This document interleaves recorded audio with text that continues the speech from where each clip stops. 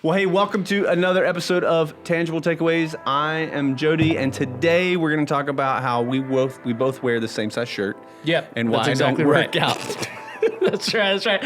And I'm Reggie, and yeah, we're going to be talking about how just because you're going to the gym doesn't mean you're actually getting any stronger. Yeah. We're going to see how that plays out, like, in your faith. Yeah. For the most part. But for real, though, we're going to talk about false teaching, how to identify that, and false messages, because they're coming at us from so many different places. So many different ways. So let's dive into today's episode.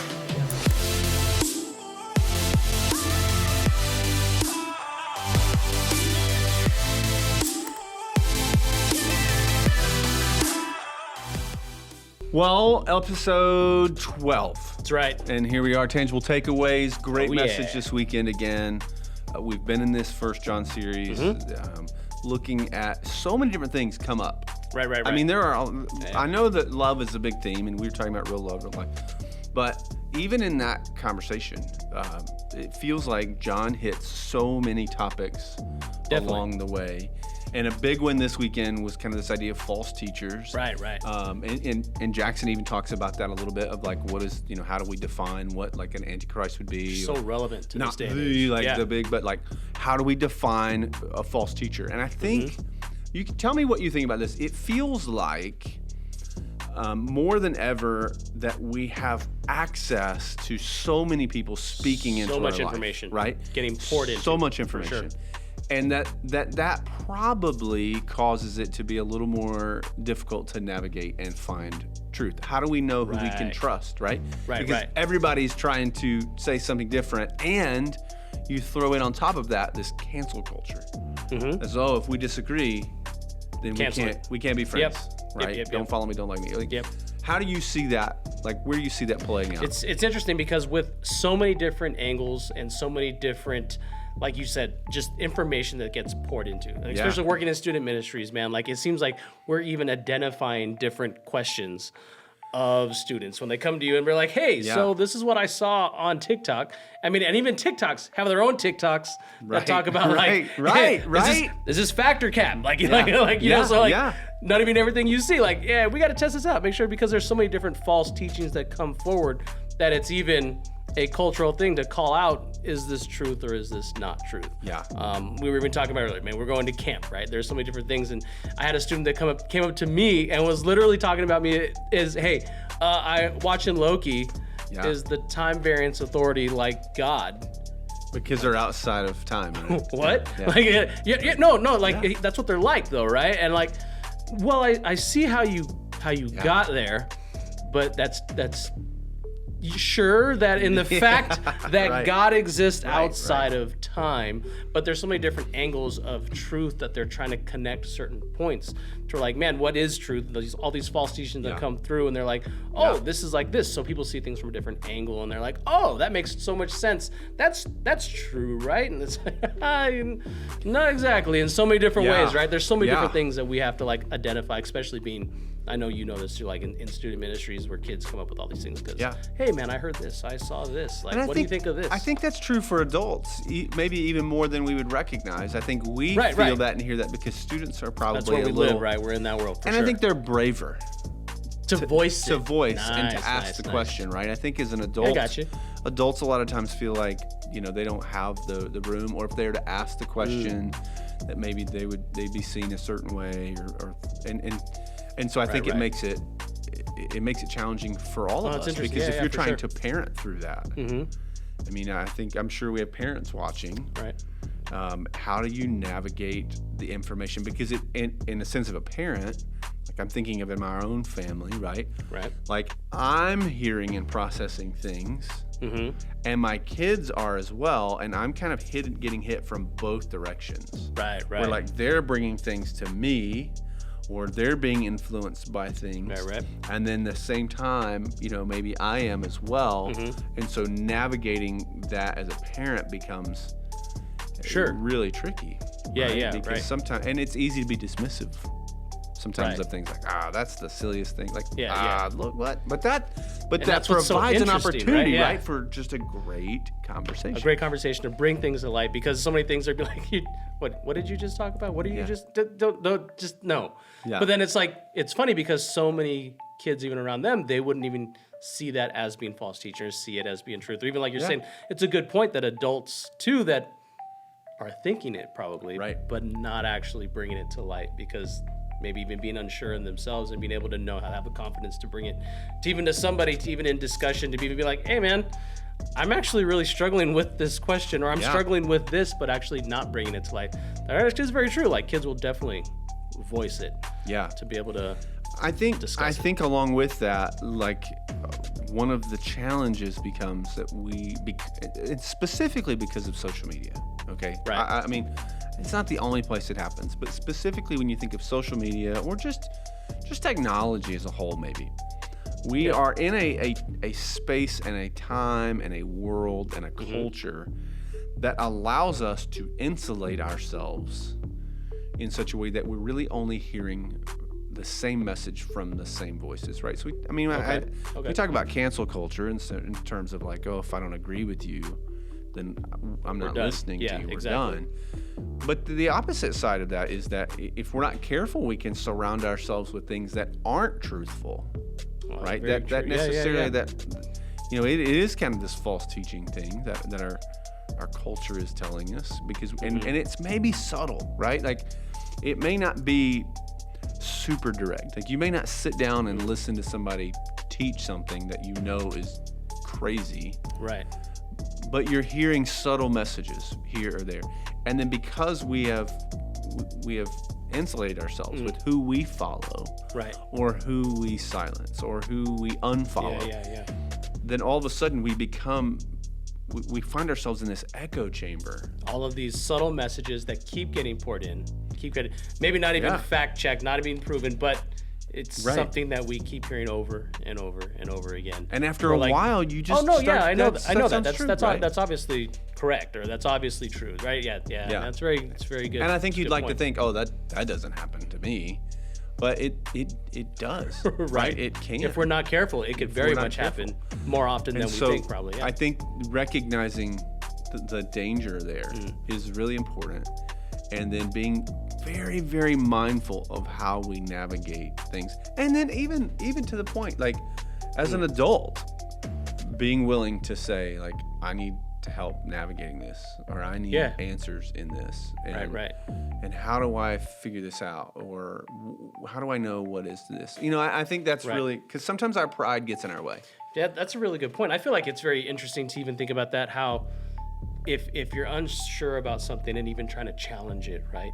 Yeah. I think almost there comes this thing, I would say I would even feel guilty about this too, like I want to discuss this, but I don't know if it's actually going to offend this person to me even do that, right? To where it's like, I don't know how true this is or not, but if I discuss it with you, are you going to get offended that that I'm confused even about it, or that I need to discuss this, or if we need to bring this to light, that there's almost this sense of, oh man, we don't want to cross a line. Right? We don't want to question. We don't want to be seen as someone who questions. Right.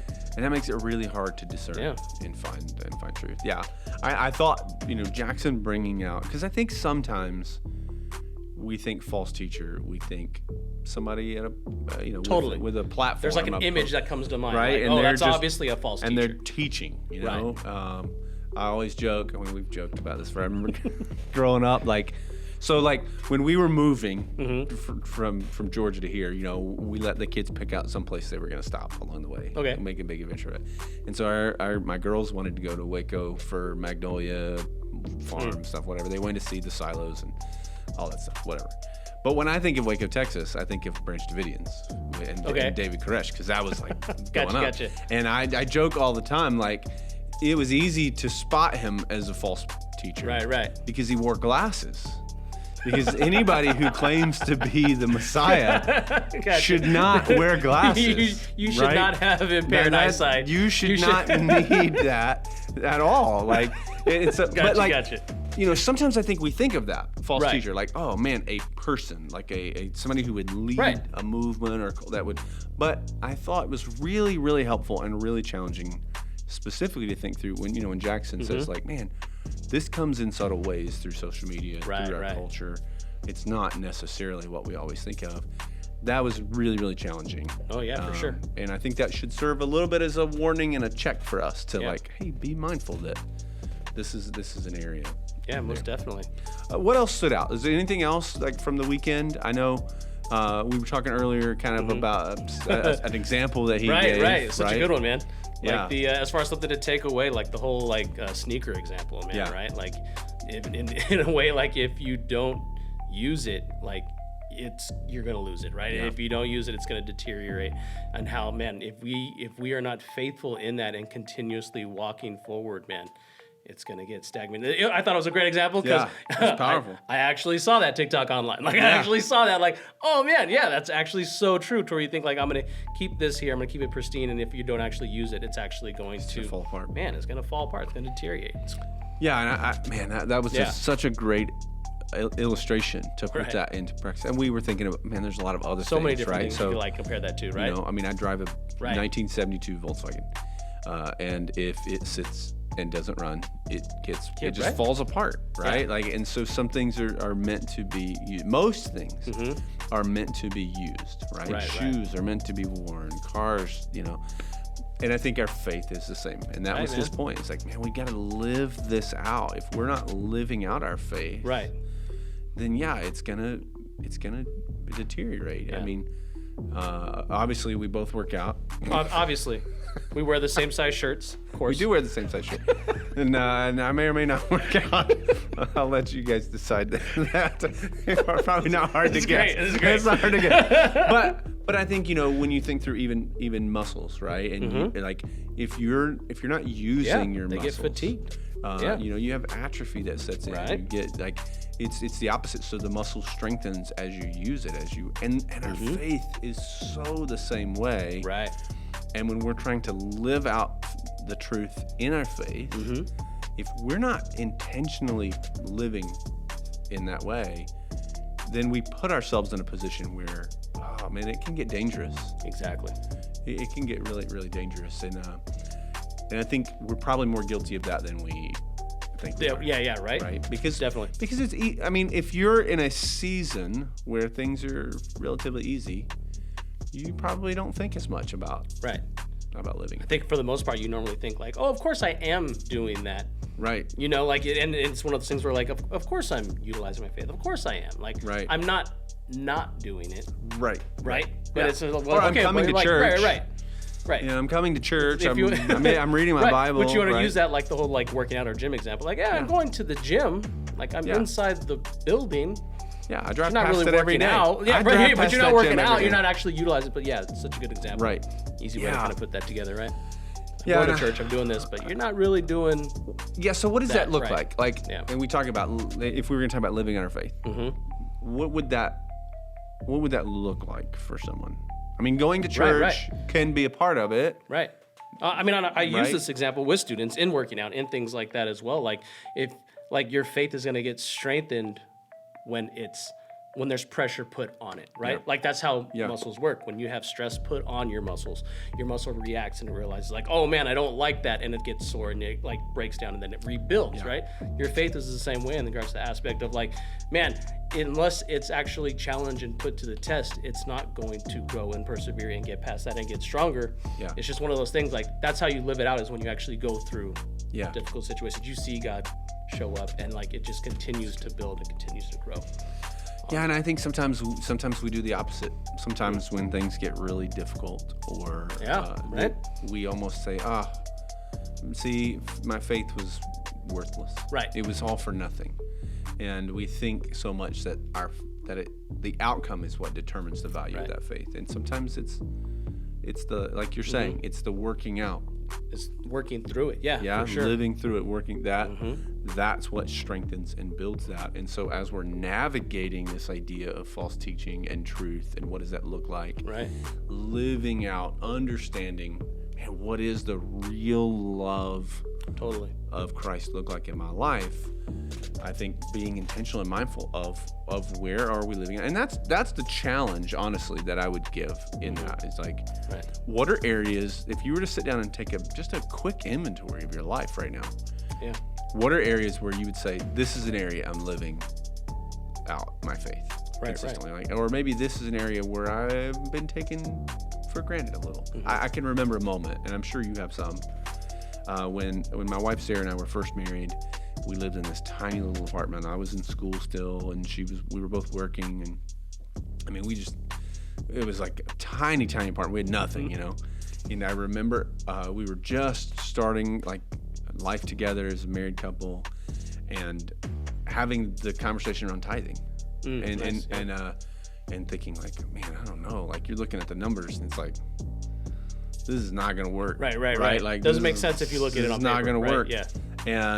And yet we made the commitment. I remember sitting on the couch, everything out, and having that conversation and saying like, no, this is an area where we're gonna trust the Lord. We're gonna step out in faith, and we're gonna allow Him to move in this direction for us, and let Him prove Himself faithful and test our faith, right? Right.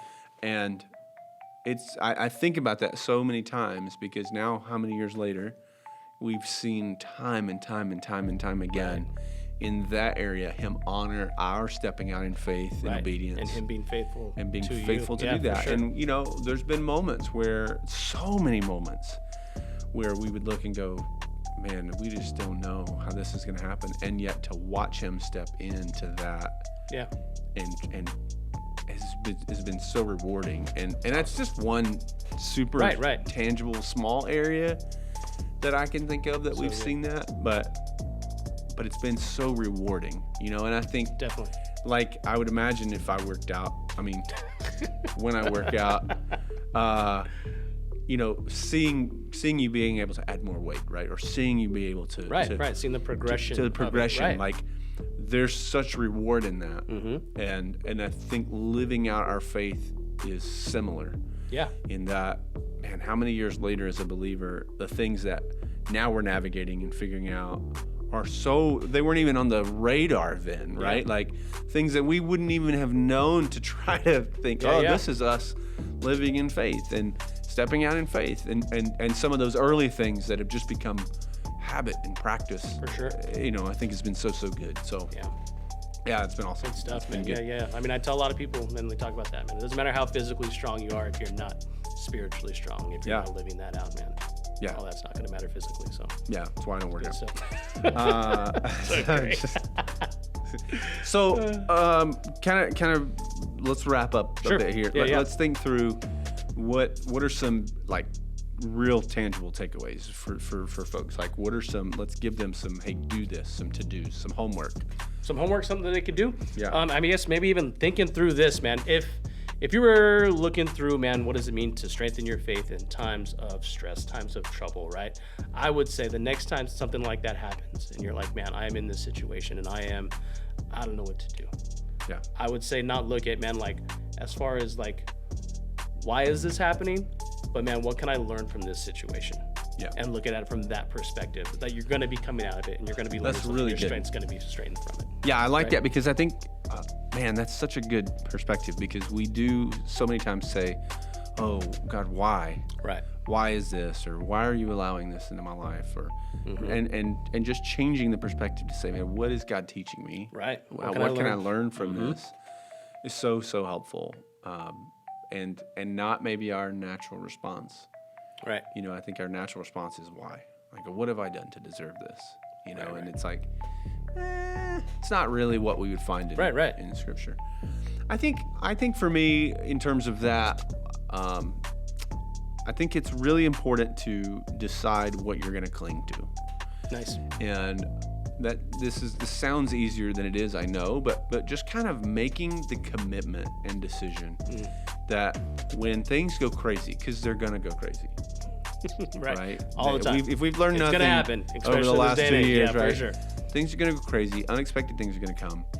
That at the end of the day, I really have to know ahead of time that it was never really me or my situation or what I could do that I was clinging to, right?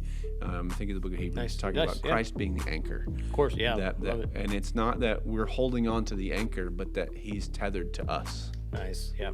So you think of a boat, like the anchor, the boat doesn't hold on to the anchor, that anchor is tethered to that boat. And so, right.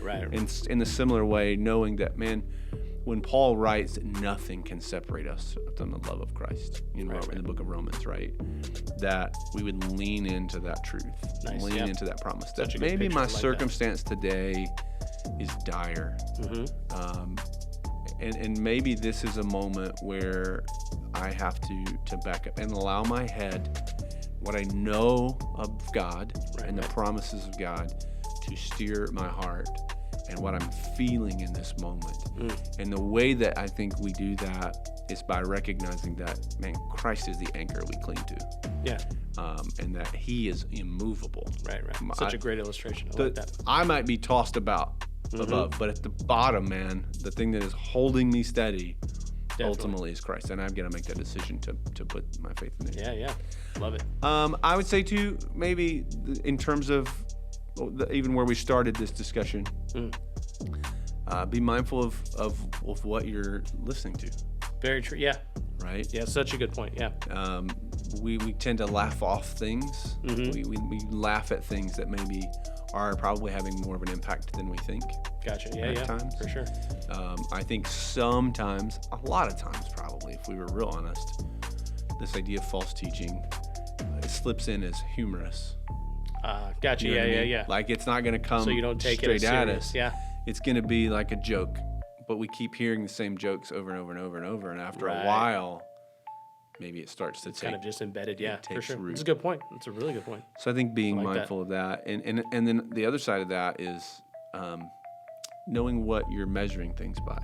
You know, I growing up, my one of my uncles was a carpenter, and you know, he would sometimes we'd be laying block for a building or something that like a shed or something, and there was always a plumb line, right? So you get this weight, and it hangs from a string, and it would hang straight, and so you knew when you built a wall, if you built it against the string, that it was straight. Gotcha. Yeah. Because it had just the tiniest curve in it, that wall was compromised in it. Right.